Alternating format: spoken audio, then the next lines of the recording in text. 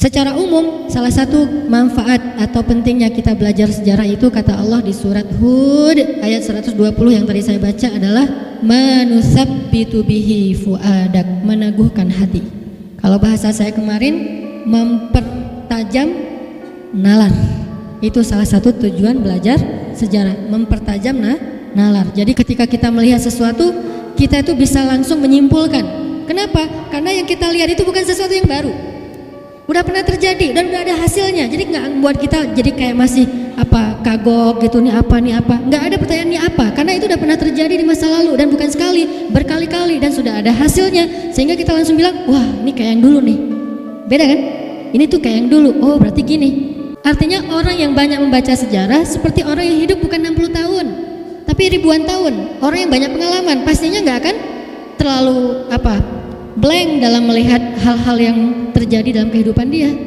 Beda mah misalnya anak kecil ngeliat sesuatu kan dia kayak baru pengalaman pertama kan, masih nyoba-nyoba, oh nanti gini hasilnya, oh gitu hasilnya. Itu anak kecil karena dia hidup baru belasan tahun.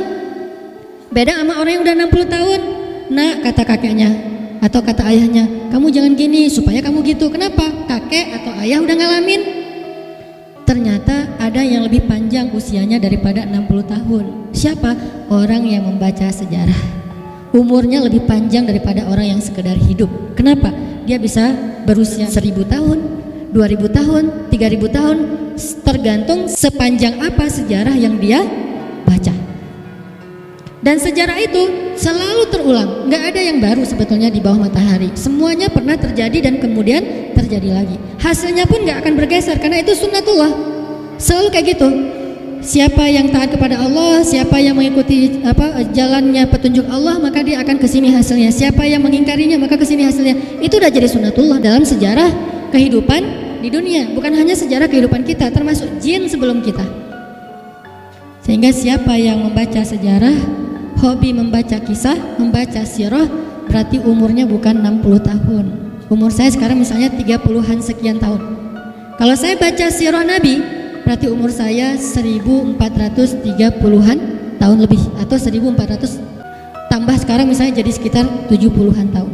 Itu usianya. Kenapa? Saya baca sirah Nabi, saya baca sirah sahabat, saya baca sirah Bani Umayyah, saya baca sirah Bani Abbasiyah, saya baca sejarah Bani Utsmani, saya baca sejarah Bani Fatimiyah, saya baca tentang perjalanan kaum muslimin di Eropa misalnya, dan segala macam. Makin banyak baca sejarah Islam yang tua banget, yang udah 1400 tahun itu, berarti semakin panjang usia kita. Seperti orang yang sudah hidup ribuan tahun, artinya dia punya pengalaman yang banyak. Pengalaman itu membentuk pola pikir. Pola pikir itu menjadi guidance dia dalam mengambil sikap terhadap kejadian-kejadian dalam kehidupan dia. Itu pentingnya sejarah. Sehingga kalau ada orang yang masih bingung, kenapa ya? Pertanyaan itu berarti pertanyaan yang jarang baca sejarah. Kenapa ya umat Islam kayak gini? Kenapa ya kita kayak gini? Kenapa ya kita susah bangkit? Kenapa ya kita, dan segala macam. Pertanyaan kenapa? Karena dia kurang analisa.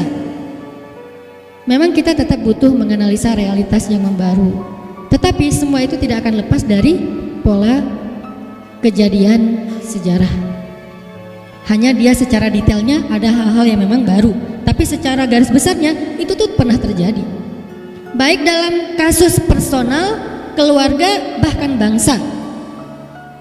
Dalam kasus personal, kasus pribadi kita, atau dalam kasus keluarga kita, atau dalam kasus bangsa kita, adegan kolosal bangsa kita, itu tuh pernah terjadi. Sehingga ketika terjadi lagi, orang yang hidup dalam sejarah, dia nggak akan heran, dan dia nggak akan kebingungan menentukan sikap. Saya harus sikap kayak gimana? Saya harus berpihak ke siapa? Saya harus mengingkari siapa? Nggak akan kebingungan. Kenapa? Dia udah pernah baca sejarah. Tapi orang yang kehilangan akar sejarah, kata banyak pembicara ya, maka dia kehilangan referensi bersikap. Bahayanya orang yang kehilangan akses sejarah, maka dia kehilangan referensi bersikap. Sehingga dia nggak tahu lagi apa yang membuat dia harusnya pride, yang buat dia bangga, kemudian pede, kemudian visioner, karena dia nggak punya lagi referensi tentang itu di dalam kehidupannya. Nggak ada referensi, nggak ada sejarah.